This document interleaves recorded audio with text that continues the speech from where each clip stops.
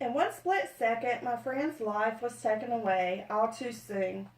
August 17, 2001, Stephanie Bell, an 18-year-old graduate from Green Central High School, was driving back home from a fight with her boyfriend. On Weaver Road, she collided with oncoming traffic and was killed immediately due to serious injuries. What was the cause of this accident? Texting and driving. There are many people that think something this tragic could never happen to them. Neither did she, I'm sure. Texting while driving is extremely dangerous for you and other drivers around you. People need to be more cautious of use of cell phones while driving. I have experienced the death of a close friend while texting and driving. No text message is worth the loss of a life. According to an article by Don't Text and Drive, written in 2015, when someone glances at their phone for 5 seconds while driving 55 miles per hour, it's like driving the length of a football field blind. My name is Victoria Lucas, and today I will be talking to you about why you shouldn't text and drive, information and statistics of the dangers of texting and driving, and I'll also tell you about how others are putting an end to this and useful tips and ways to help keep you from texting and driving and what you can do to help.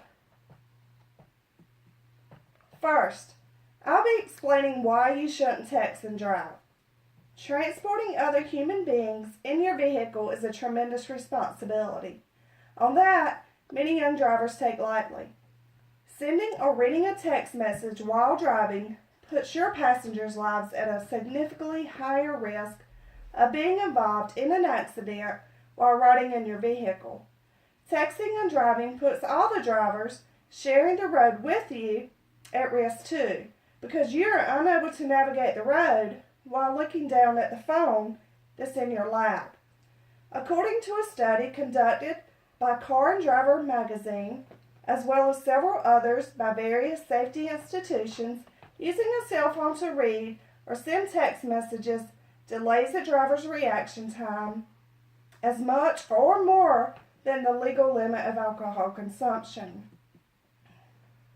Next, let's look at information and statistics of driving and texting.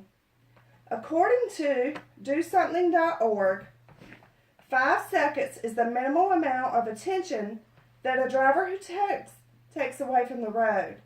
If traveling at 55 miles per hour, this equals driving the length of a football field without looking at the road.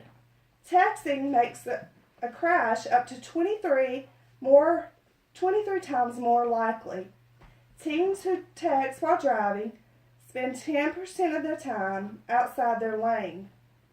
According to AT&T's Teen Driver Survey, 97% of teens agree that texting while driving is dangerous, yet 43% do it anyway. 19% of drivers of all ages admit to surfing the web while driving. Last, let's look at how others are putting an end to this and useful tips and ways to help to keep you from texting and driving and what you could do to help. Texting and driving is a serious problem with serious consequences. In order to stop this, we must be educated and educate others on the dangers that texting and driving bring. Stop the text, stop the wrecks. Give a few tips on how to avoid texting and driving. One of these tips is to keep your phone out of sight and out of mind. Put your cell phone away in a glove compartment or a bag or a purse so you're not tempted to look at it. Another tip is to put it on silent. If you can't hear your phone, then you probably won't be as tempted to check it. A third tip is to download an app. There are many different apps to keep you from texting and driving and remind you not to do it. There are many campaigns going on to help keep you from distracted driving. One of these campaigns is It Can Wait by AT&T. This campaign passes out information and pamphlets about texting and driving. They also have an app that can be used on phones that uses cell tower technology, and when you're driving, it puts an alert on your phone that asks you not to text. There is also a pledge to sign from your phone.